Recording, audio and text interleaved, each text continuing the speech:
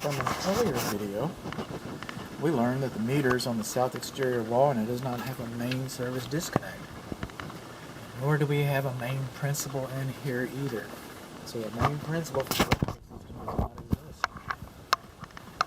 I can't find it. Maybe it exists someplace. The home inspector can't find it. Service panels should not be in closets like this.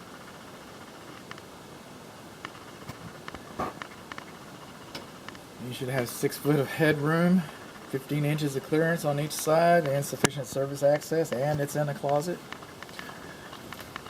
And the gap around the cabinet, okay, that's more than 1/8 of an inch. And the cabinet was screwed in with sheetrock screws. Should have been nailed in. You ever try to take apart a tree house? Nails have much more shear strength than nails, than screws. I get it, screws are fast, screws are tight, but that's not the best application for this. If this structure was to experience, for example, an event such as a tornado, this cabinet would stand a better chance of staying in place if it was nailed in rather than if it was screwed in. Just saying. There's some controversy about this, but the Texas Real Estate Commission tells me that I have to tell you that these logs are not sealed with antioxidant paste. And some of them are supposed to, but not all of them. But I'm telling you, this is called bundling. It's the skin effect. You're not supposed to bring more than 2 cables in a cabinet at once, at a time. It's called bundling. It's faster, I get that, but still.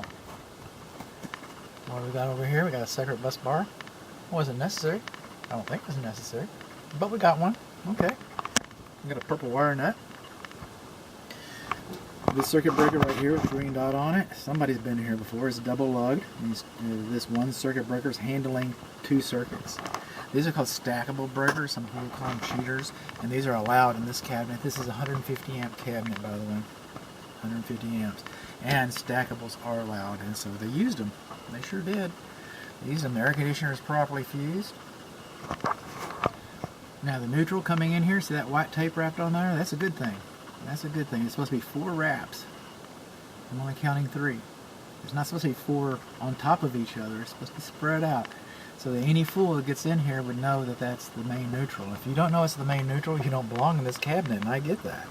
See these white hots right here going in for the 220 for your air conditioning system and stuff? Okay, those are supposed to be wrapped with black tape. And if you don't know that's hot, again, you don't belong in this cabinet, and I get that. It's supposed to be foolproof. Also, the bonding location. Bonding location is supposed to be labeled on here. Now, where is the bonding for the electrical system? I don't know. I'm sure that they've got it, but I don't see it. I can't find it. So it's supposed to be labeled. So what do we learn here? We learned we don't have a disconnect. We learned that main principle. We learned that we don't have any oxidant paste, especially on these. We learned that we got bundling. We learned that we got gaps too large. We learned that the cabinet was screwed into place. We learned that we've got white hots. We learned that we've got some double lugging, and of course we do have some aluminum. That's what we learned. Oh, that's not everything we learned. No. See this little black doohickey right here? That's got a knockout spacer. If you look at these breakers, you see how they lined up perfect right there? Well, you see this line? It tells us that we're going to have a hole right here. When I put the cover back on, we're going to have a hole right here. We're missing a knockout spacer out of the dead front cover panel. You see this right here? That's called writing. Some people call it block writing or whatever, call it what you will, but these are supposed to be printed. See that right there? No power, that's printing. See all this right in here? That's printing. These are all supposed to be printed. Who says that? The manufacturer says that. Who else says that? The code also says that. I didn't say that. I'm not making this stuff up. I'm just a mockingbird. Also, we've got 4 screws to hold this panel cover and 6 screw holes. We're missing 2 screws on the panel cover. Yes, we are. But we're not through yet.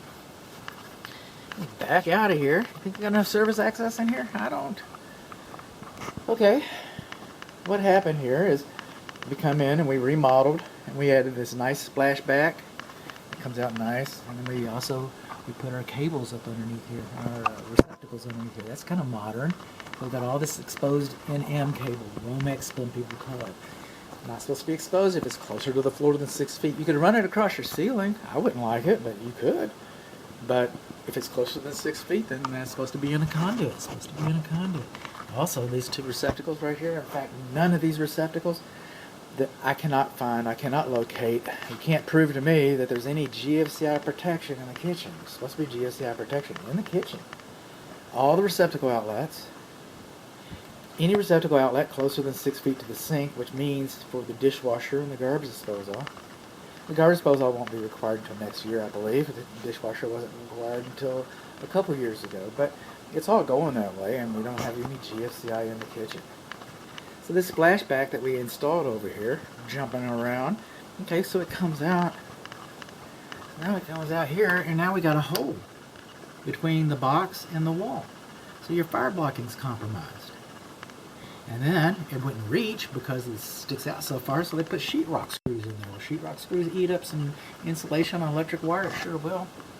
So they're supposed to install these things called extenders. Some people call them goof rings. Call it what you will. They cost about $2. For $2, they would have made this right. And then, of course, we had some conduit. So no conduit there either. So we got the wrong kind of screws, and we do not have extenders on this. Now, one thing we did notice on this, though, this is FYI, this switch is rated for aluminum and copper. So that's all we need on the aluminum connection. So we're supposed to have antioxidant paste on that. So any little antioxidant paste, we'll be doing fine. So that one, I'm only doing representative samples. Coming in here, same thing. This receptacle,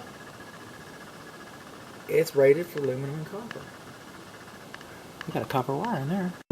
Got a copper wire in there and an aluminum wire on this side. We're just mixing and matching. We're just rocking and rolling. But that receptacle can handle either one, either or. So on the aluminum connections, again, should have had some antioxidant paste. But pigtailing is not necessary on one of these. I don't even like pigtailing, personally. Look at the protection agency. There's the breaker box over there. Breaker box. Load center.